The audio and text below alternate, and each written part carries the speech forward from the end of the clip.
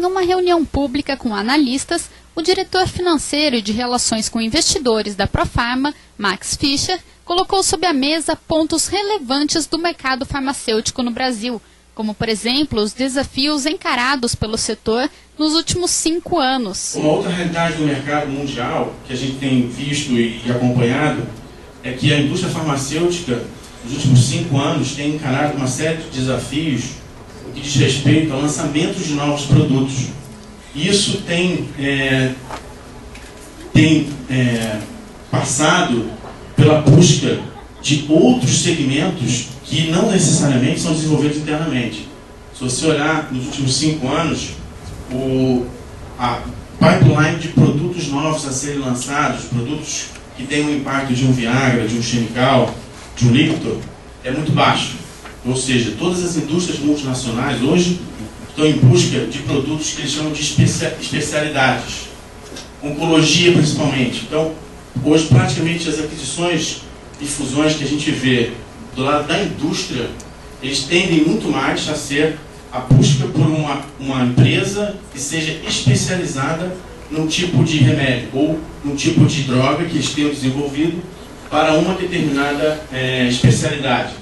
Então, hoje você vê claramente que a indústria acaba liberando parte de suas funções mais básicas, desde administração de estoques de produto acabado, administração de força de vendas, e isso deixa um espaço para que a distribuição ocupe, através de serviços, também um espaço que nos aproxima mais da indústria, nos faz participar de negócios de melhores margens, se comparadas às margens de distribuição para a farmácia, e além então de a gente entrar em produtos especiais como oncológicos, dermatológicos, são produtos de maior valor agregado, são produtos que têm uma forma de distribuição diferente e que é uma tendência da indústria. Por se falar em aquisições e fusões, Fischer destaca alguns exemplos de negócios que foram firmados em 2009, mesmo com a crise econômica mundial.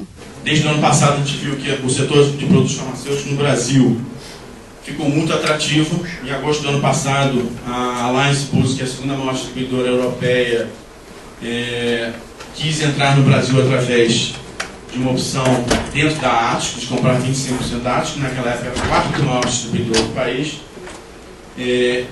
Rapidamente, esse processo acabou não se concretizando por outros problemas, mas no início desse ano, a Sanofi Aventis, um dos 3 maiores fabricantes de produtos farmacêuticos do mundo, comprou a Medley, que é o maior fabricante de genéricos do país. A Sanofi vinha fazendo isso no mundo inteiro. Não foi um movimento oportunístico da Sanofi. Ela vem fazendo, ela tem uma estratégia de entrar no mercado de genéricos. E, obviamente, o Brasil, por tudo que a gente viu no passado, seja do ponto de vista de crescimento de mercado, especificamente, ainda mais em genéricos, a Sanofi comprou a Aventis.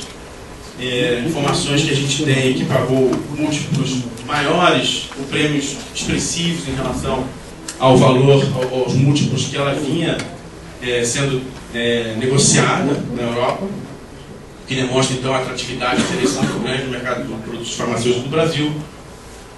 Em distribuição, a gente recentemente teve a aquisição da Banfarma, que é a Panarello, né? A associação da Panarello, Sudeste e American Pharma, que são 3 plataformas que a Panarello tinha separadamente, pela Ceresio, que é a primeira distribuidora, a maior distribuidora europeia. Comprou o controle da Banfarma há 1 mês e meio atrás. As informações são desencontradas, mas também nesse caso os múltiplos foram maiores, por exemplo, do que o meu múltiplo tradado na época, ou seja, pagou-se um prêmio em relação ao que havia de valor no mercado, que era a Profarma, a referência Profarma. E ainda, de acordo com ele, enquanto algumas iam às compras, outras empresas passavam por problemas de falta de liquidez. Bancos que eram parceiros queriam ver a capacidade de pagamento para depois renovar seus empréstimos. Com isso, fez com que estas empresas tomassem atitudes por impulso. Um momento de irracionalidade, todo mundo queria fazer dinheiro com estoques de excesso, foi em setembro, outubro do ano passado.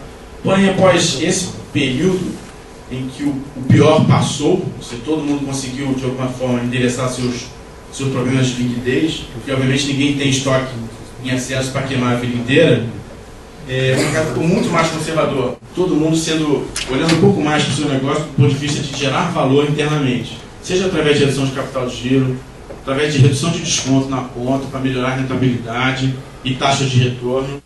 Fischer ressalta que o setor tem uma característica de trabalhar com dívidas. A Profarma, por exemplo, tem seu endividamento fortemente concentrado nos próximos 3 anos.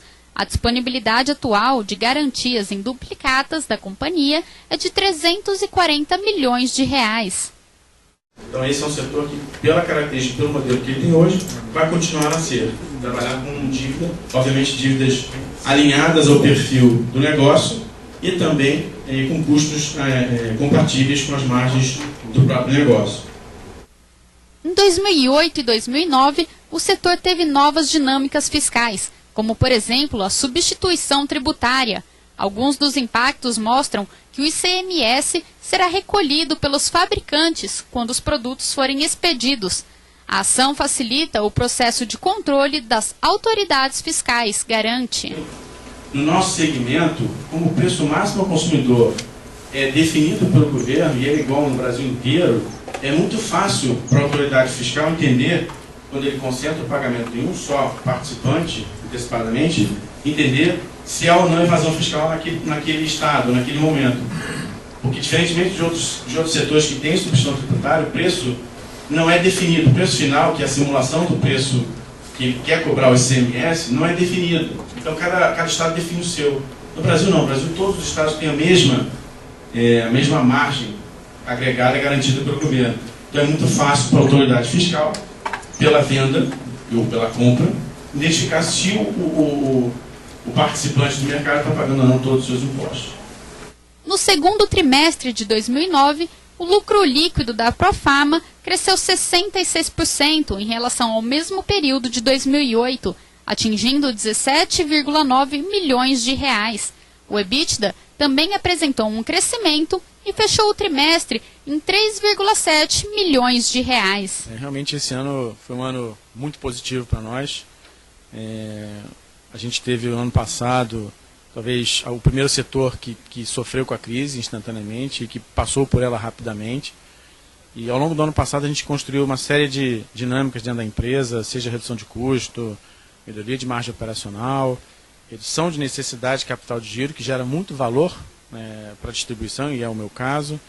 E acho que no segundo trimestre desse ano a gente acabou conseguindo consolidar isso tudo.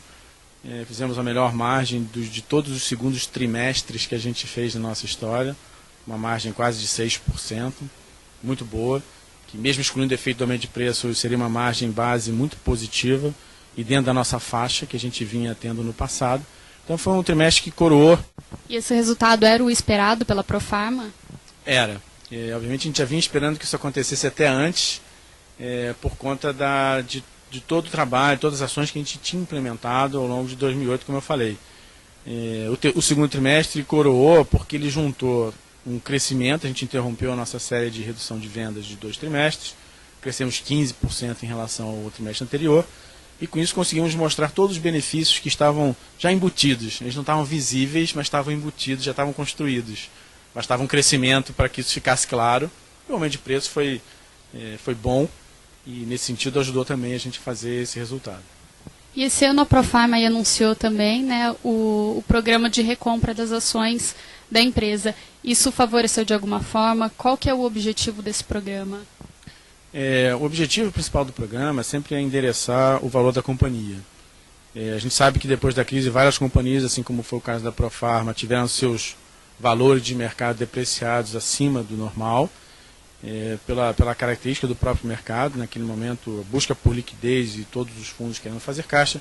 Empresas chamadas small caps e medium caps, elas sofreram mais do que as grandes empresas de capital aberto, seja por conta do tamanho, seja por conta da liquidez.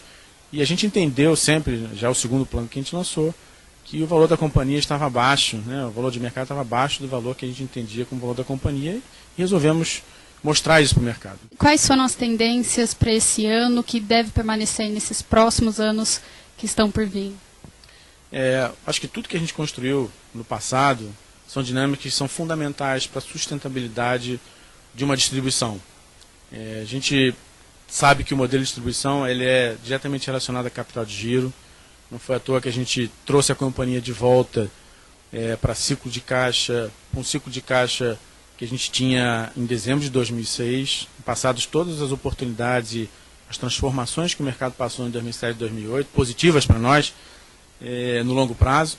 E eu acho que agora a gente consegue colocar de novo a companhia, não só em termos de margem, como também em termos de capital de giro, alinhadas com a preparação da empresa para surfar a oportunidade de consolidação que existe no nosso mercado, como a gente viu.